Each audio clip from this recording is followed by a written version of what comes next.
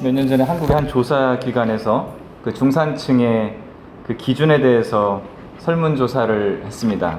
이게 5가지 있었습니다. 첫째, 부채 없는 아파트 30평 이상 소유할 것. 둘째, 월 급여는 500만 원 이상일 것. 셋째, 2000cc급 이상의 중형차 보유. 넷째, 예금액 잔고 1억 원 이상 보유. 5. 해외여행 1년에 1회 이상 다닐 것. 이렇게 되어 있습니다. 저는 따져보니까 한 가지도 속해 있지 않더라고요. 아, 이거 중산층 되는 거 어렵겠구나. 우리 자녀들 중산층 만드는 거 어렵겠구나, 이런 생각했습니다. 프랑스의 대통령 지냈던 뽕피두도 그 똑같은 중산층의 기준을 제시한 적이 있습니다. 첫 번째, 외국어 하나 정도 할 수 있어야 할 것. 둘째, 직접 즐기는 스포츠 있어야 될 것. 다룰 줄 아는 악기가 있어야 될 것. 근사하게 대접할 수 있는 요리 실력이 있을 것. 공분에 의연히 참여할 것. 약자를 도우며 봉사활동을 꾸준히 할 것. 이건 또 몇 개 될 것 같습니다. 영국의 옥스퍼드 대학에서도 중산층 기준 제시했었습니다. 페어플레이를 할 것, 자기 주장과 신념을 가질 것, 독선적으로 행동하지 말 것, 약자를 두둔하고 강자에 대응할 것, 불의, 불평, 불법에 의연히 대처할 것. 꽤 지난 자료라서 지금 우리나라 사람들 생각이 좀 바뀌었을지 모르겠습니다. 확실한 것은 우리가 여전히 물질적인 가치를 우선시 두고 있구나. 그 차원을 살아가고 있구나. 서구 유럽 선진국들의 하나 약간 모자란 게 이 부분이 아닐까, 이런 생각했습니다. 어쩌면 신앙도 마찬가지일 수 있습니다. 생각해 볼 필요가 있습니다. 이게 바른 신앙이야, 이 열심이 있어 하고 죽어라 우리의 신앙생활 하지만 우리가 더 성숙해지지 못하는 문제가 있을 수 있다는 겁니다. 그 자리에 늘 머물러서 주님이 우리를 부르시는 그곳까지 나아가지 못하게 만드는 그 한계를 경험할 때가 있다는 겁니다. 오늘 본문은 그 차원을 넘어가라는 말씀을 우리에게 주고 계신 겁니다. 고대 사회에서 사람들은 하나님은 그저 두려운 존재였습니다. 중세 사람들 천국만 가면 됐습니다. 면죄부 사서라도 난 천국만 가면 돼. 과학이 한참 발전하던 근대 사람들 이신론이라는 신학을 발전시켰습니다. 시계기술자처럼 하나님은 세상을 만들어 놓으셨으니까 이제 우리가 살아간다. 우리 그 정도는 된다. 이 생각 가지고 있었습니다. 오늘날 그 미국을 중심으로 번영주의 신학이 가장 핫한 신학 중에 하나입니다. 물질적인 풍요, 건강의 복, 이 모든 것을 이루면 그게 바로 옳은 길이다. 하나님의 뜻이다. 이렇게 이야기하는 겁니다. 성경이 우리에게 어떻게 말씀하고 있는지, 우리가 이웃을 어떻게 돌봐야 되는지, 그보다 더 중요한 것은 내가 잘 되는 것. 이 신앙의 차원을 살아가는 사람도 각 시대마다 많이 존재했다는 겁니다. 로마서 1장에서 11장까지 교리 부분입니다. 12장 이후로는 실천의 부분입니다. 앞에 부분에 있어서는 하나님이 이렇게 우리를 구원하셨고 아들을 보내셨고 너희들은 그렇게 의롭다 칭함을 얻었다, 그렇게 구원받았다, 이렇게 하나님의 말씀이 선포되고 있습니다. 그러면 어떻게 살 것인가? 첫 번째 주어진 말씀이 바로 오늘 우리가 읽은 본문입니다. 첫 번째, 너희 몸을 거룩한 산제물로 드리라, 이렇게 말씀하고 있습니다. 하나님께서 바울을 통해 로마의 교인들에게 권면하는 그 첫 번째 말씀, 거룩한 산제물로 드리라는 겁니다.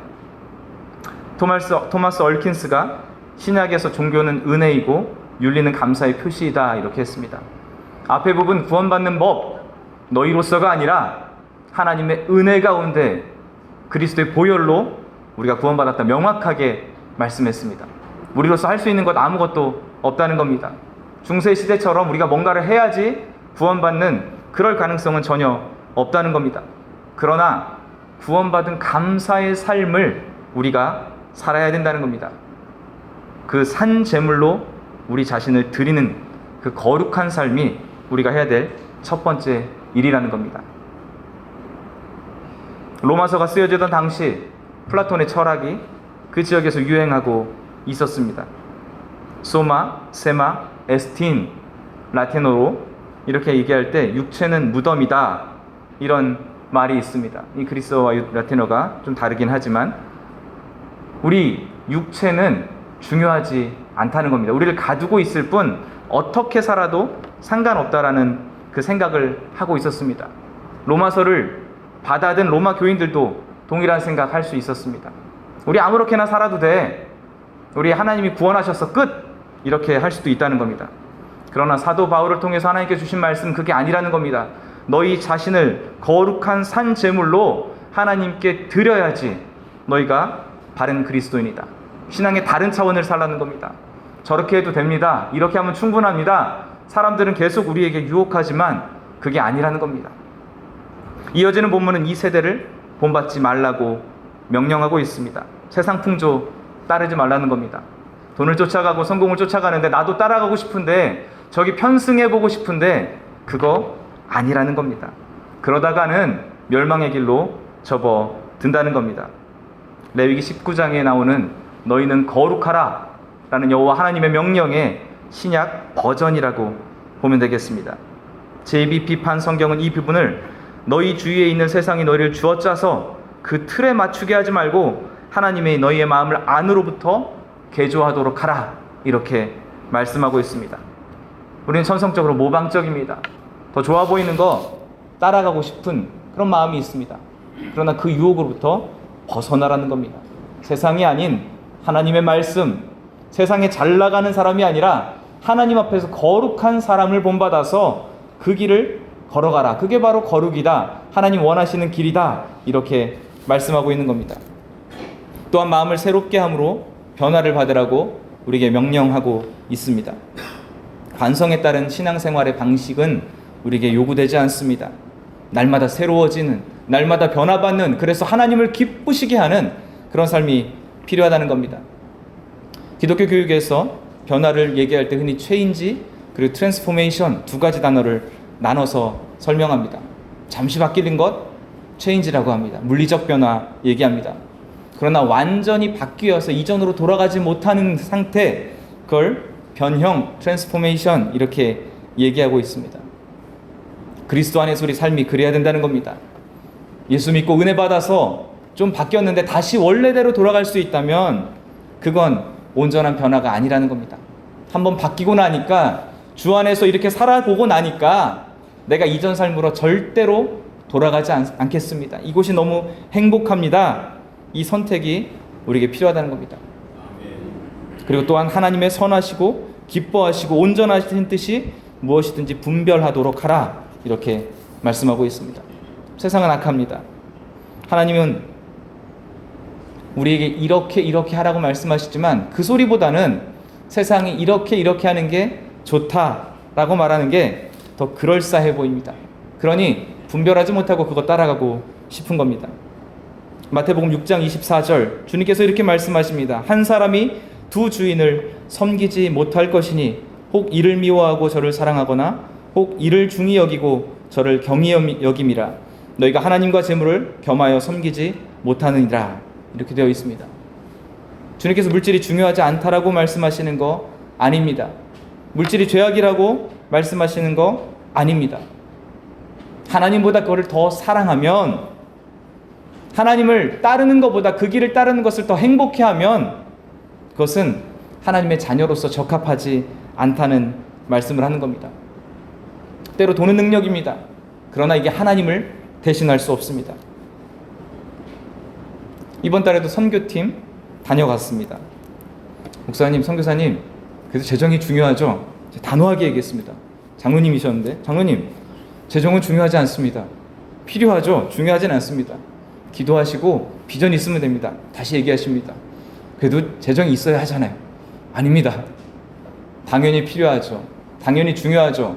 그러나 그게 가장 중요하다는 전제가 일어나면 하나님의 일은 이쪽에서 아무것도 일어날 수 없는 겁니다. 돈이 다 하니까 가능하지 않다는 겁니다. 우리가 그래도 믿어야 될 것, 우리가 비전이 있으면 된다. 말씀이 있으면 된다. 기도가 있으면 된다. 두 주인을 섬기지 않겠다.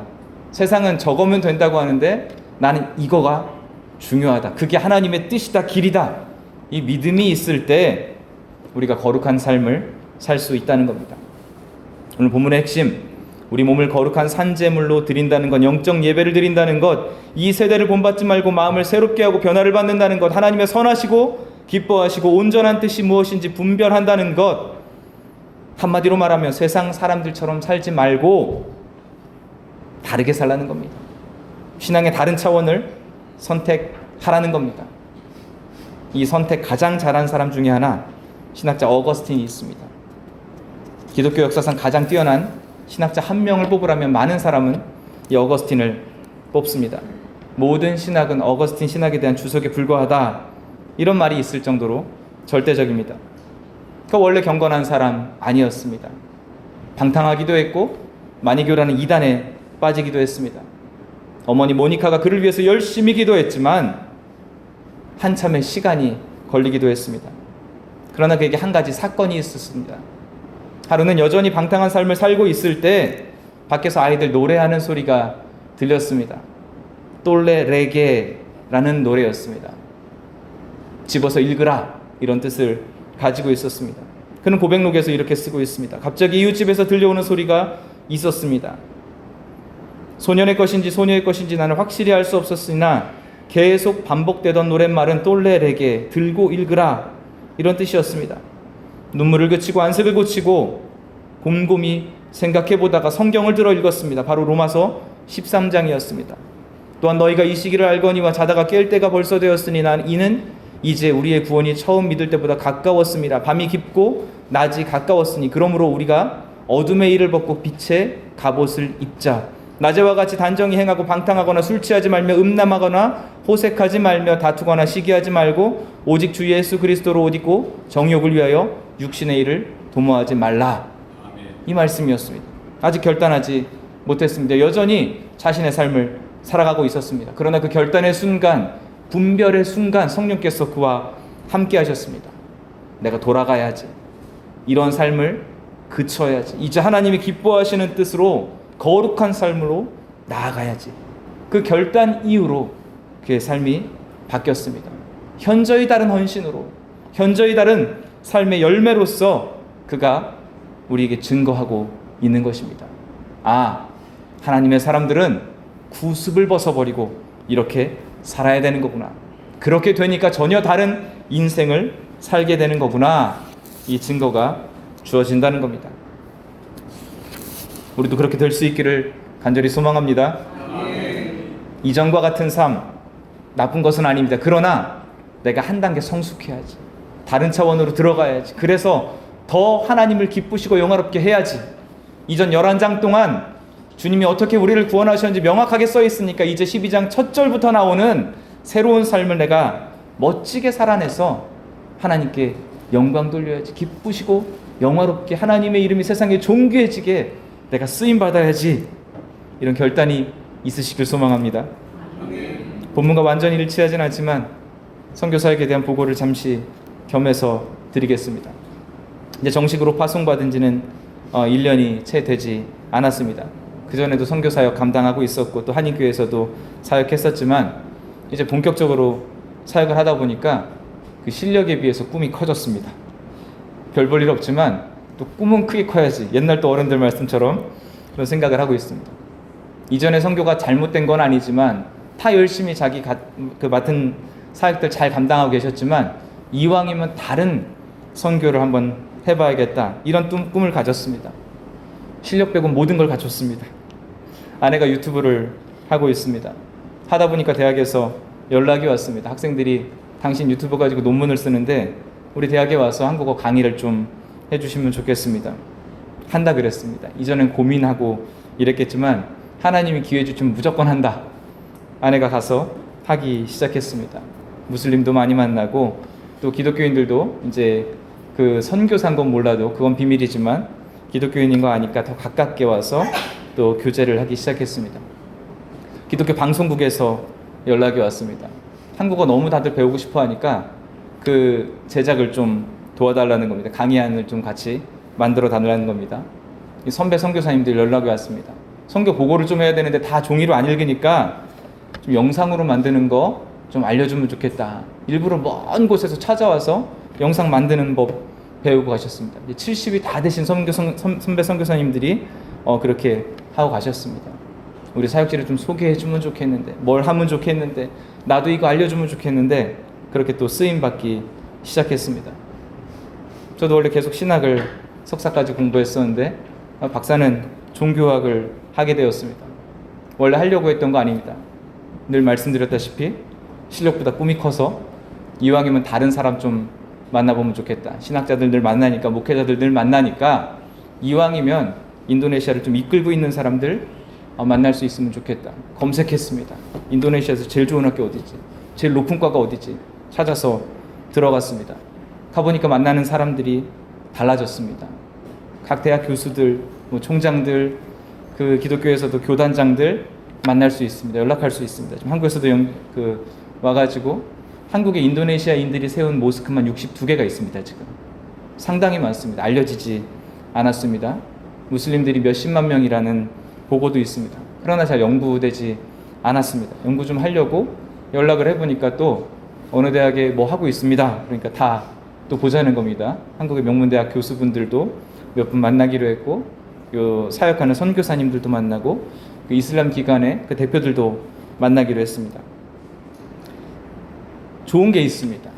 이전이면 선교의 영역이 여기서 그쳤을 텐데, 여기까지만 갔을 텐데, 한 단계 넘어가고 나니까 저 사람은 내가 평생 만날 일이 없었을 텐데, 복음을 갖고 대화할 일이 없었을 텐데, 종교 간의 싸움에 관련된 대화를 할 일이 없었을 텐데 그 사람들을 만나게 된다는 겁니다. 2000년대 초반에 안본에서 기독교와 이슬람 간의 전쟁이 일어났습니다. 5,000명이 사망했습니다. 그 희생자들 요즘에도 종종 만나고 있습니다. 불을 지릅니다.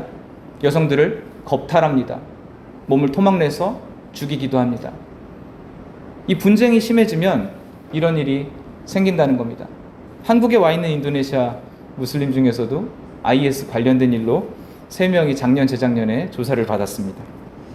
추방되기도 하고 감옥에 가기도 했습니다. 누군가는 좀 연구를 하면 좋겠다. 그 일을 겸해서 하고 있습니다. 아내 김슬기 선교사가 하는 일도 제가 하는 일도 보통의 선교사님들이 선택하지 않았던 건데, 이왕이면 누군가는 저거를 한번 해봐야겠다. 문을 열고 들어가서 나중에 생길 문제들을 한번 전문적으로 다뤄볼 필요가 있겠다. 둘이 그 새로운 선교를 시작해서 하고 있습니다. 그러나 우리가 기존에 하던 것들 똑같이 중요한 일은 여전히 동일하게 하고 있습니다.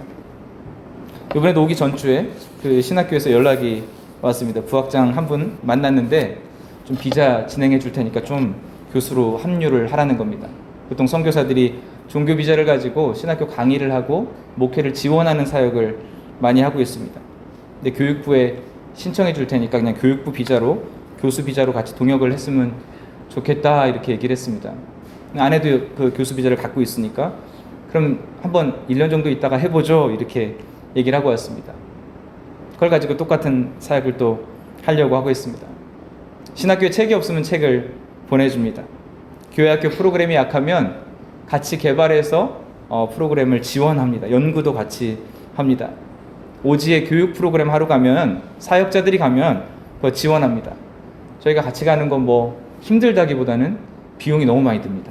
나흘 정도 배를 타고 한 12시간 정도 오토바이를 타고 한 이틀 정도 걸어서 들어갑니다. 가는데 일주일, 오는데 일주일. 근데 가는 배편이나 비행기 값도 많이 듭니다.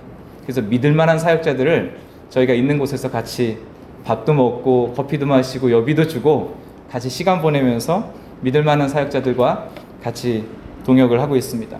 이번에도 선교팀이 왔습니다. 그 교단 그 총회장님하고 얘기를 하다가 신학교 교단 신학교인데 조금 약합니다. 뭐가 필요합니까? 그랬더니 신학교 기숙사가 너무 이게 노후화됐는데 좀 도와줄 수 있습니까? 그래서 그 파송교회하고 상의를 해가지고 다 리모델링을 했습니다. 리모델링 하고 나니까 이제 아이들 장학금이 필요합니다. 그 얘기를 하다 보니까 또 한 10명 정도 한번 줄 장학금은 또 준비를 했습니다. 하고 나니까 또 밥을 먹어야 됩니다. 냉장고도 사주고 매트리스도 다 교체해주고 싱크대도 다 교체해줬습니다. 누가 또 헌신해 주신다고 해서 앞으로 이 친구들 기숙사에만 들어오면은 어느 섬에서 왔든지 간에 어느 오지에서 왔든지 간에 이 신학교 기숙사 들어오면 밥 굶을 일 없다고 얘기해 주십시오. 이렇게 당당하게 얘기했습니다. 누가 밥은 몇 명이 돼도 밥은 책임지고 제가 보내겠습니다. 그러셨습니다. 기분이 얼마나 좋은지 모릅니다.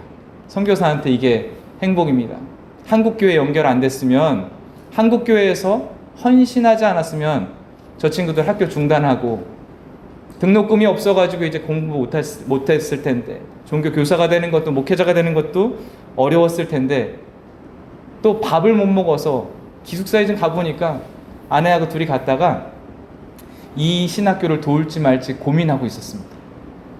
조금 더 큰데, 조금 더 영향력 있는 데를 도울까 고민하고 있었습니다.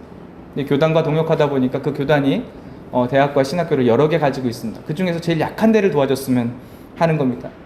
교수도 원래 훨씬 큰 대학에서 강의하기로 얘기가 돼 있었는데, 또 하나님께서 주신 마음이 그게 아닙니다. 기숙사 한 발짝 딱 들어가고 나니까 아내가 갑자기 울었습니다. 쥐가 돌아다니고 비가 새고 흰개미가 먹어가지고 아이들이 살 수 없을 정도 환경인데, 20살, 21살, 22살 된 여자 학생들이 거기서 땅바닥에 앉아가지고 공부를 하고 있는 겁니다. 아, 이렇게 보여주시는구나.